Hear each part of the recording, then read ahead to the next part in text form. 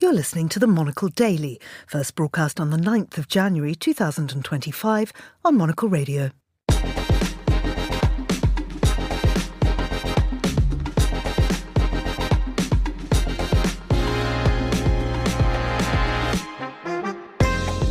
Hello and welcome to the Monocle Daily, coming to you live from our studios here at Midori House in London.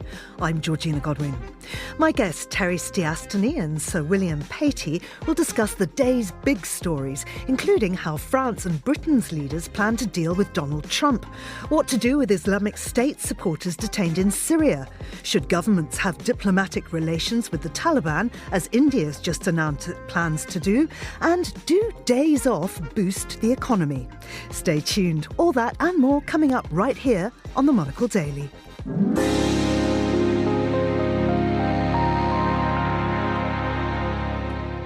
Welcome to the Monocle Daily. I'm Georgina Godwin and I'm joined today by the author and political journalist Terry Stiastny and by political consultant and former British diplomat Sir William Patey, who was ambassador to Afghanistan, Sudan, Iraq and Saudi Arabia. Big welcome to you both. You've both been travelling. You're just back from Venice, Terry. Yes, I was in Venice over the New Year, which was, as you would expect, absolutely lovely, absolutely beautiful. The sun was shining. It was still pretty crowded, but not quite as crowded as I imagine it is in the summer, so you could get around. But the only thing about it was the New Year's Eve fireworks. They were stunning and they were right over the waterfront. But when you tried to leave afterwards, you were sort of funneled with a crowd down very, very narrow, dark alleyways, and it was a little bit hairy particularly because people were throwing firecrackers as well. So yeah, that was absolutely beautiful. But I don't recommend the crowds afterwards. And William, your most recent trip was to Manama. Yeah, Bahrain, yes, the Manama Dialogue, where we were discussing the future of the Middle East. And it started with the beginning of the fall of Assad. And just as the conference was ending, he was fleeing to Moscow. So it was an interesting conference. Everyone had had their prepared speeches. No one was quite ready for Assad to fall during the course of the conference. I'm quite sure not. I mean, there must have been such surprise there, was there? It was surprise, all right. Nobody had predicted it. Yeah. Well, US President-elect Donald Trump's ears will be burning today as British Prime Minister Keir Starmer and French President Emmanuel Macron meet at Chequers, the Prime Minister's country retreat, for talks likely to include Trump's inauguration, as well as discussions on Ukraine, artificial intelligence, economic growth and legal migration. Terry, what are Starmer and Macron's main shared political concerns about the incoming US administration? Well, I think, apart from the fact that I imagine both Elon Musk and Donald Trump's ears will be burning once they get together, because we've heard a very similar kind of tone of voice from both the British Prime Minister and the French President in terms of Elon Musk seeming to interfere in domestic and in international politics. So I think that's going to be one of the things they will probably want to talk about less formally. I think more formally, they will probably be wanting to talk about where they are with Ukraine, because I think this meeting it's really a prelude to the UK-EU defence meeting, which is coming up at the beginning of February. We know that they had talks last time in Paris in November where, Keir Starmer was saying that, we have unwavering support for Ukraine.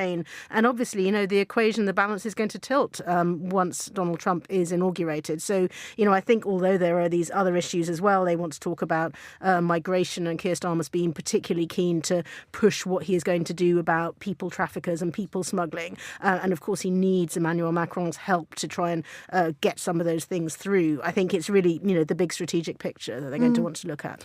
William, we are seeing global and corporate leaders, as well as big media organisations, kowtowing to Trump, afraid of his bullying and what he might do to them.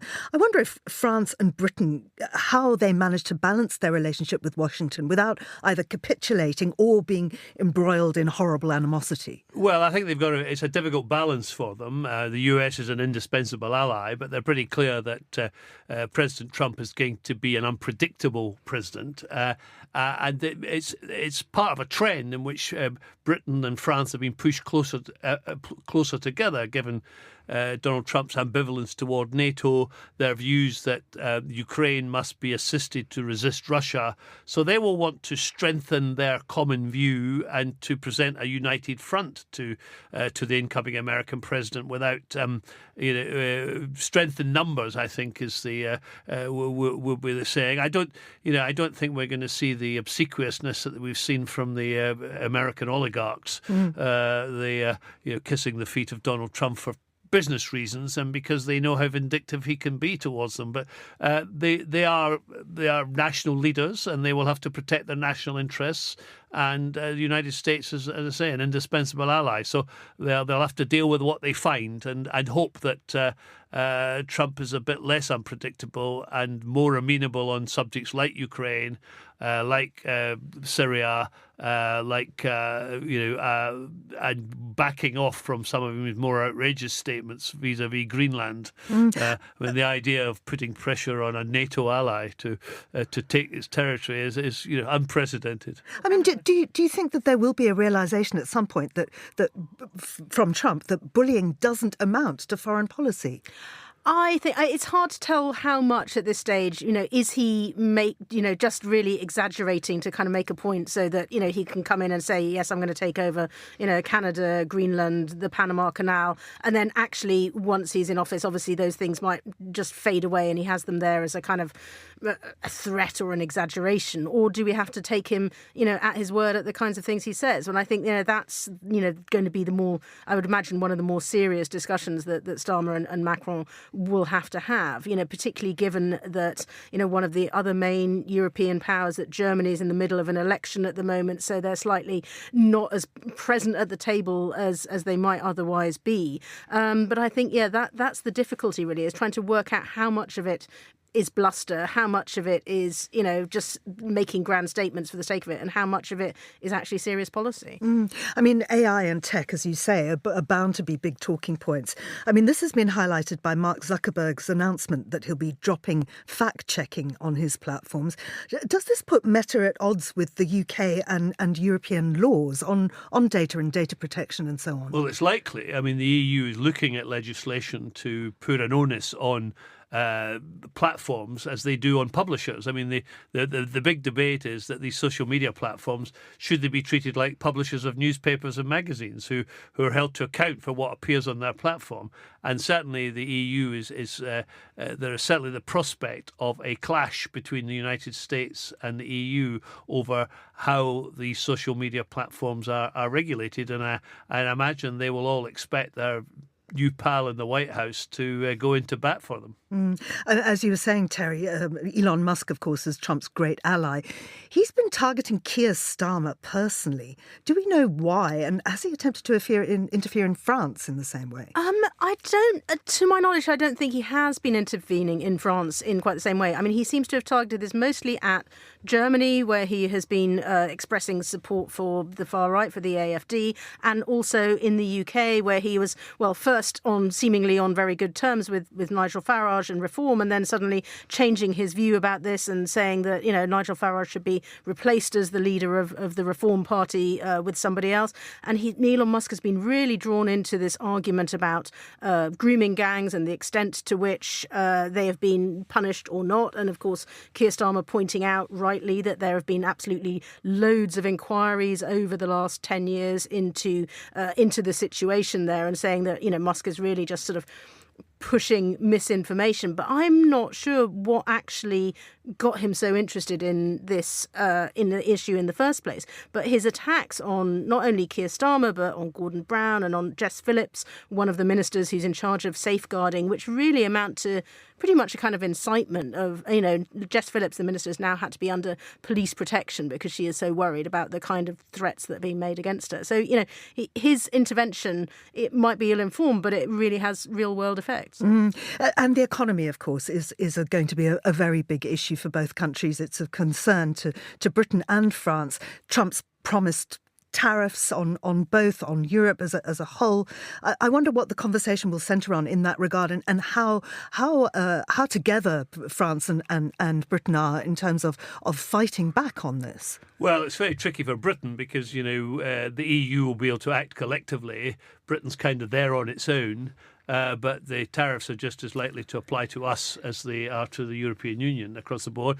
It's likely to impoverish American consumers as much as anybody else, but that will take time to come through. I think it'll be important for Britain to act in concert with the European Union. Fortunately, we have a government that doesn't have any ideological problems with cooperating with Europe, but it's going to be very, very difficult. I think this government is going to have to stay in lockstep with the European Union. Otherwise, we'll find ourselves picked off by the Americans in the way that the Canadians are finding themselves. And I mean, how far are the two countries in lockstep when it comes to Ukraine, for instance? I think they have been, quite close on this recently. I mean, certainly, I mentioned earlier the meeting in Paris and the armistice. There was a big symbolic gesture to say, look, when it comes to war and peace, we are pretty much on the same side here. And I think, there probably have been differences of opinion of precisely how much support that they can guarantee. There's this huge pressure on defence budgets. Donald Trump has been trying to urge everybody else in NATO to spend far more on defence, but obviously, given all the problems there are with economic growth, there's a question of how much other NATO members can actually afford to spend at the moment. That's certainly something that's weighing on Keir Starmer's mind. But I think they see the importance of presenting a common front there. So, I mean, another headache for Keir Starmer is what to do about British nationals being held in Syrian prison camps for fighting on behalf of Islamic State. So for years, the Syrian Democratic Forces, that's a Kurdish group allied to the West, has been holding tens of thousands of captured IS members and their families in detention camps. So there are thought to be, I think it's 20 British women, 40 British children and 10 British men in this position. And obviously after the fall of Assad's regime, there's a lot of concern about prison breaks. And now Sebastian Gorka, who's the US's incoming security chief, says that they must be repatriated to the UK. Now, this in itself isn't really remarkable. In 2021, the Biden administration suggested it was Britain's moral responsibility to take back these nationals. But Gorka's robust rhetoric seems to amount to an actual threat. What did he say? Well, I think he's preparing the ground for Donald Trump perhaps reducing the number of American troops in Syria. The SDF, who are fighting ISIS in northeast Syria, are responsible for running these camps, and they've been there indefinitely. I don't think this is such a big problem. It would clearly lead to a big burden on the security services if 10, dozens of hardened ISIS supporters were to come back. That would put a burden on our security services. But we've already received 400. So let's put it in context. 400 former ISIS supporters or sympathisers or fighters have returned to this country, and they have to be monitored. And so it's not a massive problem. And at the end of the day, these people have got to go somewhere. And I think the SDF are quite keen to close down the camps. And it won't just be Britain, because there are many other countries who have ISIS supporters stuck in these camps. I was just surprised by the way he said it. He seemed to imply that the special relationship could be over unless this happened. Yeah, it did seem a very extreme. He said, that Britain had to commit to the international fight by repatriating its citizens. And really, if you wanted to be on good terms with the incoming Trump administration, this was an absolutely key issue. And as you're saying, it is something that the United States have been saying, for years, that other countries should start to take back some of these people. And I've got to say, I think the domestic politics of it are so difficult for Britain. I mean, we had David Lammy, the Foreign Secretary, saying today, look, that anybody who arrived, they would have to be, frankly, jailed as soon as they arrived.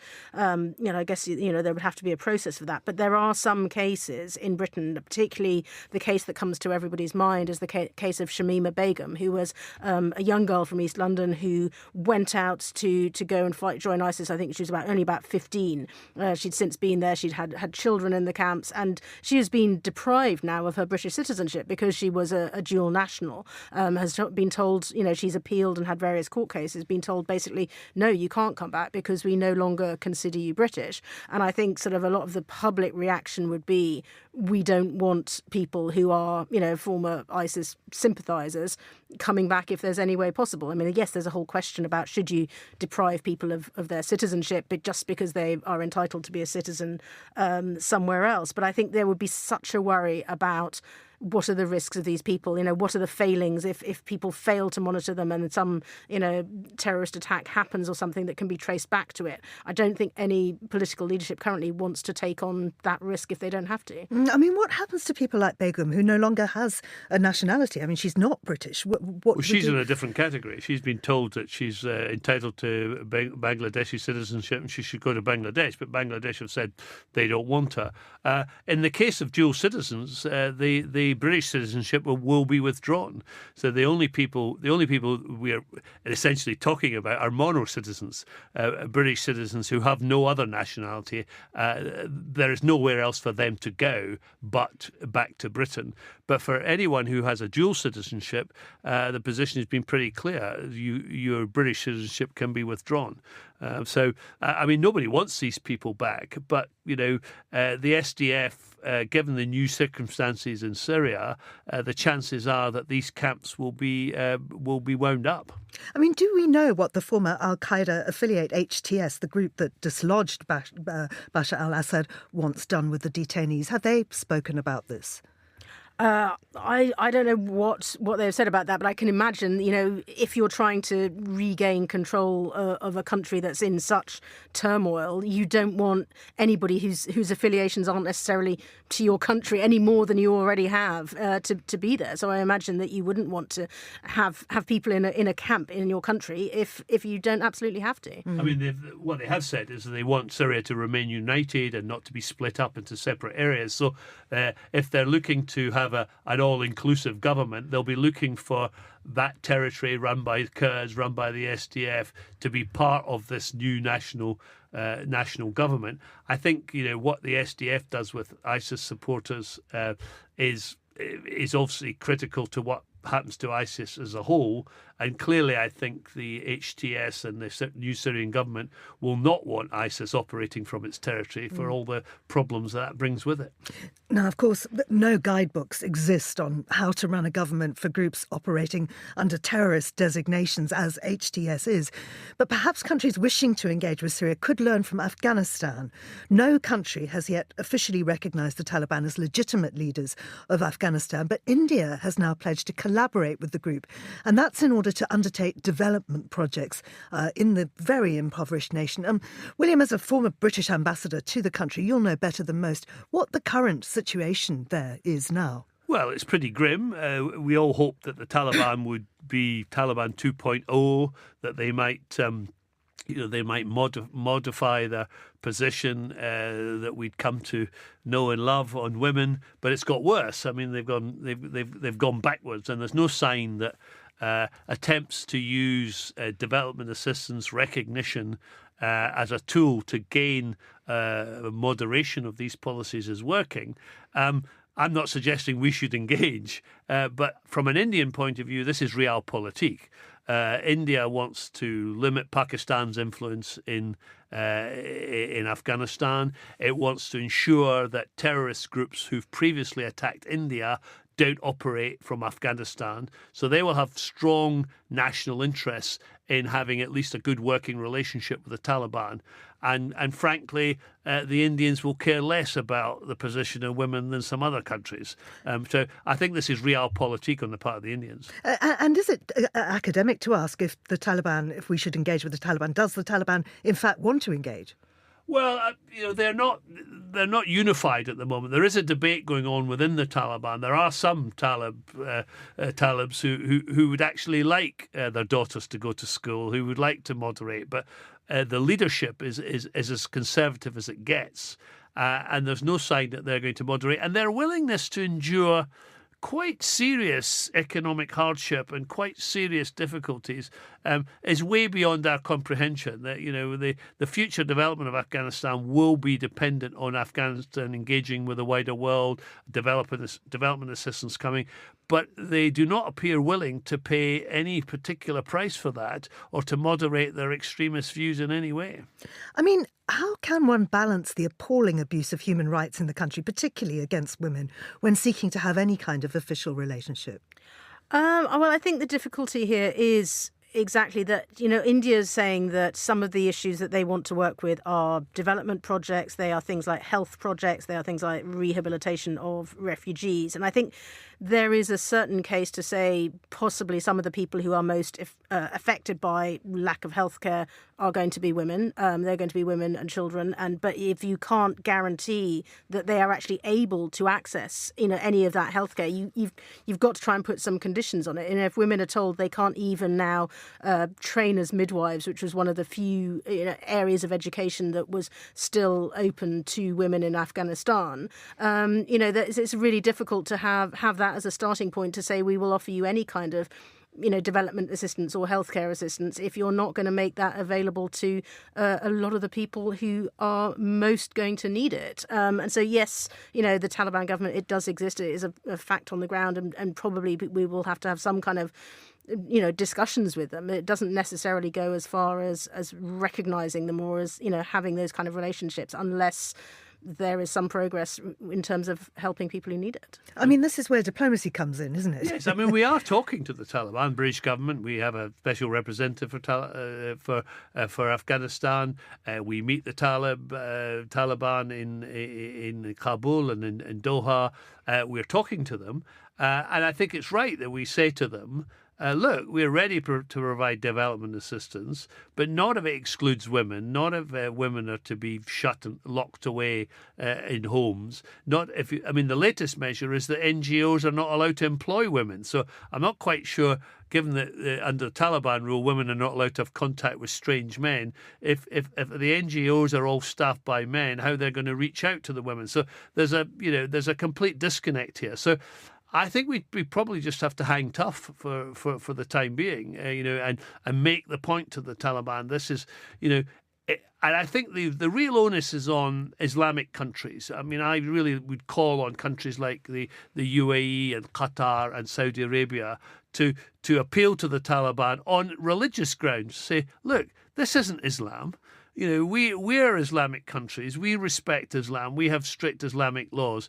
But it doesn't mean that women have to be locked away and denied all their rights. It's perfectly possible to be a good Muslim and treat women with a degree of respect and allow them to work and allow them to be educated. I think that message probably is going to come better from Islamic countries than it ever is from European countries. I mean, given your wealth of experience in Islamic countries, why do the Taliban believe this? Well, I mean, what they've combined is a very restrictive view of Islam with a tribal tradition, and most of this is tribal tradition. If you were living as a Pushtun in the wilderness of Helmand or Kandahar, your women were very much at home, bringing up children. They didn't work. The men worked in the fields. The men did it. This is a rural village existence, a Pushtun tribal existence. You combine that with a very extreme view of Islam, with a lot of people who are not very well versed and well educated in the Quran. Most of them are illiterate. They take they take what is correct from a small group of mullahs who interpret it in their own way. So, they basically haven't been subjected to a much broader version of the religion that would be true in other Islamic countries. Very, very interesting. Now, most countries are looking for ways to boost the economy, but as we reported in the Monocle Minute today, some are taking very different paths to recovery. Germany says that scrapping a public holiday is the way to go, while South Korea thinks more days off will boost spending. So the biggest part of this story to me, Terry, is that Germany surveyed all the public holidays in the country, looked at every single one and decided that if they had to dispense with one, it would be International Women's Day.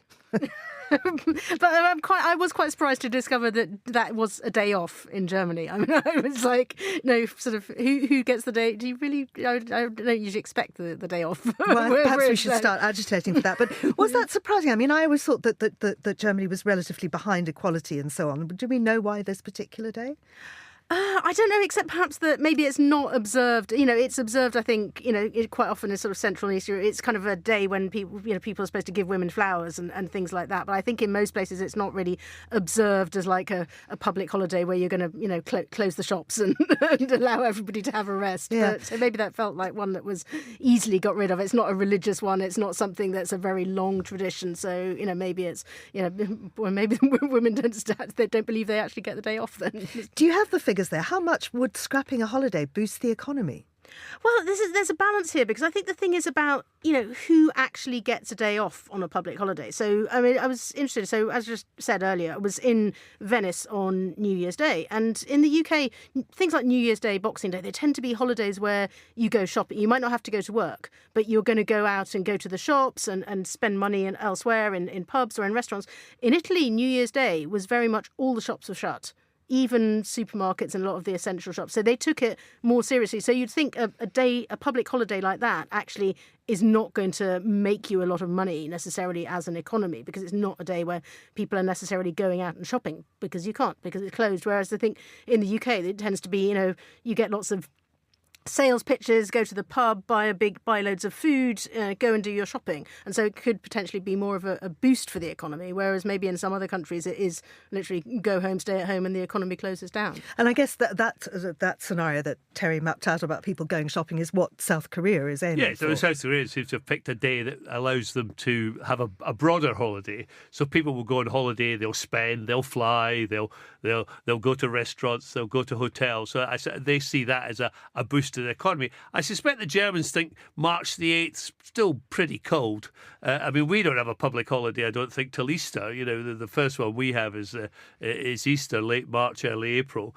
So March the 8th is probably too bloody cold to have a holiday and think it's a bit useless. I mean, it just so happens to be International Women's Day, but I doubt the Germans have suddenly got less concerned about women's rights. I think it's probably climatic reasons that they've picked the 8th of March as a day not to have a holiday. I mean, how telling do we think these different approaches are? Efficient Germans saying go to work, laid back Koreans saying have a holiday. Well, I'm not sure. I think in Germany you get quite a lot of public holidays, but also, you discover that Germany also has people take a lot of time off otherwise. I mean, they are taking huge. The EU average number of sick days is 8, and Germany takes, according to different estimates, roughly people take between 15 and 20 sick days a year. I mean, that's 3 to 4 weeks. I mean, isn't it? It's more than like 4 or 5 weeks. It's as much as you get paid holiday. So, I think, this idea, I mean, yes, Germans are usually productive when they are at work, but I think they're not actually at work necessarily for as many days as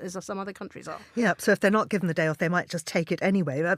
What's quite interesting about this sort of sick day report that's just come out is that the head of Allianz, the German financial services giant, has called on Germany to withdraw sick pay from the first day of illness. I mean, how do you think Germans are going to react to that? Well, I suppose that's to stop the sickie. The one day you've got to be properly ill and get a doctor's certificate. I mean, we used to, in Britain, you didn't get paid sick unless it was more than 3 days and you had you had a doctor's certificate. So I suppose it's an attempt to keep people honest, but it's very difficult. I mean, the reality is, people who take sickies tend to be often people who are a bit demoralised and not well motivated, don't have good jobs. It's a bit like the debate on a 4 or 5 day week. Some people on a 4-day week are just as productive or more productive than people on 5-day weeks because they set proper goals. But if you have an employer where it's just presenteeism, just being at the job regardless of how much you do. So I think there are lots of other factors, and good leadership, well motivated staff, well remunerated staff, happy staff. Actually, whether they work 4 or 5 days is probably irrelevant if they're properly motivated. Have you ever taken a sickie? So I was asked this before. I've been sick, but I've never taken a sickie in the idea that I was not sick but pretended to be. I've never done that. Terry? I think I've probably more often gone into work sick and been sent home, which was this is pre-pandemic days, pre-working from home days, where you'd sort of turn up and look like death, and they would eventually actually send you home. But I think now there's more of a sort of do not darken our door if you're coughing or something attitude than there used to be. I think I may in the past have done, before FaceTime and things like that as well, because it was easier to ring the office with a slightly croaky voice and go, "I'm sorry, I can't be on the radio today." But they catch you out now because they'd be able to see you. I mean, certainly when I was in Iraq and Afghanistan, I sometimes had to send staff to bed, who were in the office and they were sick. There was a sort of different ethos there. We'd have to say, look, go to bed. You'll be better off in bed. We'll cover for you. Recover rather than struggling on. Extraordinary. I mean, I don't think I've ever done it as an adult in a job that I loved, possibly when I was waitressing very early on. But I do remember as a child doing it a lot. And my mother was a doctor, so it was very difficult to get away with. And I was really into theatre, so I used to do the full makeup down to the little yellowish tinge around the mouth. It seemed to work. Did you do holding the thermometer up to your light bulb by your bedside? Absolutely, running it under hot water. Yeah. And your mother pretended she didn't know what you were up to. Exactly. I know. I think in the end, they always say doctors' children get the least medical attention, which is kind of true. She was, whatever, I've got real sick people to go and have a look at. Thank you both very much for coming. That's Sir William Patey and Terry Stiastny. And finally on today's show, it's Thursday, which after all means it's time for our weekly segment, A Letter From. So here's Monocle's Balkan correspondent Guy Delaunay with his letter from Bohinj. The first thing I have to say is, no, not that Slovenian lake. I want to focus on Bohinj, not Bled. You may not be familiar with Bohinj, and that sort of silent J at the end of its name might trip you up if you saw it written down. Plus, it's not as straightforwardly pretty as Lake Bled, which boasts a castle on the hill above and a church on the tiny island in the middle of the water. And yet, it's Bohinj, rather than its better-known neighbour, that pushes my buttons. Perhaps it's something to do with coming from the north of England, because while it's still not exactly vast, it looks a lot more like the imposing bodies of water you get in the Lake District, and where Bled is cute, Bohinj is rugged. The fact that it's flanked by serious mountains adds to the immediate visual impact. On one side is Vogel. A friend rapturously told me it was the country's last romantic ski resort, approving of its refusal to install snowmaking equipment to safeguard the income it gets in the winter months.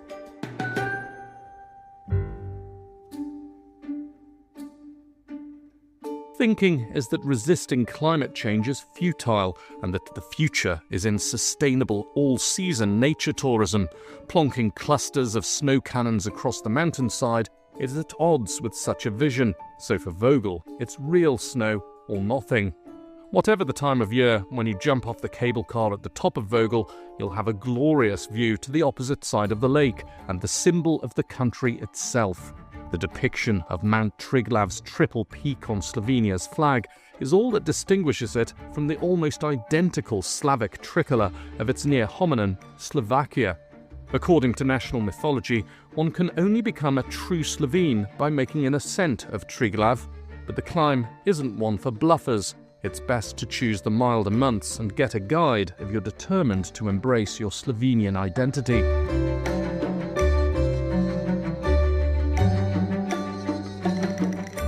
There's an intimate connection between the mountains and the lake, as melting snow feeds the streams which replenish Bohinj. As late as June, the temperature remains on the chilly side of bracing, so believers in the benefits of a cold water swim will be in paradise. For the rest of us, kayaks and stand-up paddleboards are a better bet for messing about on the water.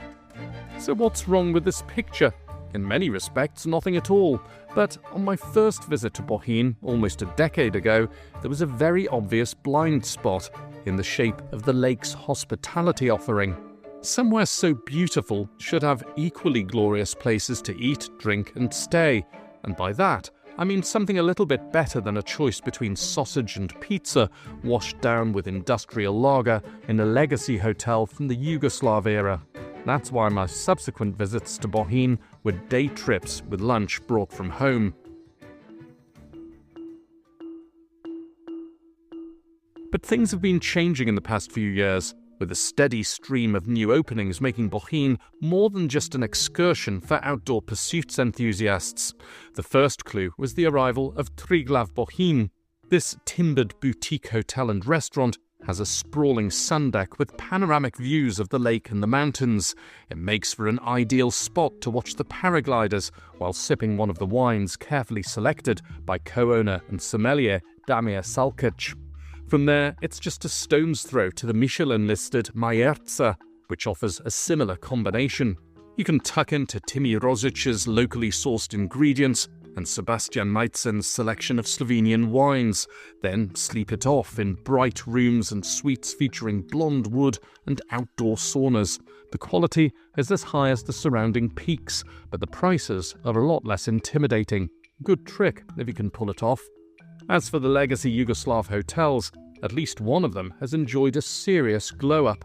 Hotel Bohinj is now a stylish, sustainable, but still family-friendly accommodation option. The in-house spa is the place to learn the apparently ancient art of hot air swirling or enjoy a Tibetan sound bath.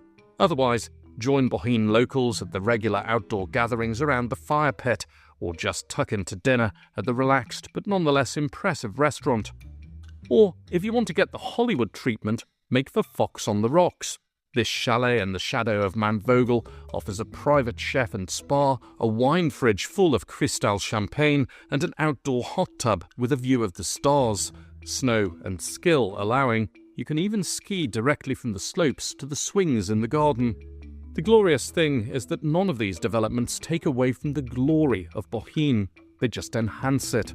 More developments are afoot as Hotel Bohinj's owners renovate and rebuild other Yugoslav-era properties, and keeping a balance between commerce and communion with nature is going to be crucial. But for now, there's nowhere in Slovenia I'd rather be. For Monocle, at Lake Bohinj, I'm Guy Delaunay. Thank you very much, Guy, and that's certainly one for the wish list. That's all for this edition of the Monocle Daily. A big thanks to my panellists today, Terry Stiastny and Sir William Patey. Today's show was produced by Carlotta Rebello and researched by Maisie Ringer. Our sound engineer was Steph Chungu. I'm Georgina Godwin here in London. The Monocle Daily is back at the same time tomorrow. Goodbye and thanks for listening.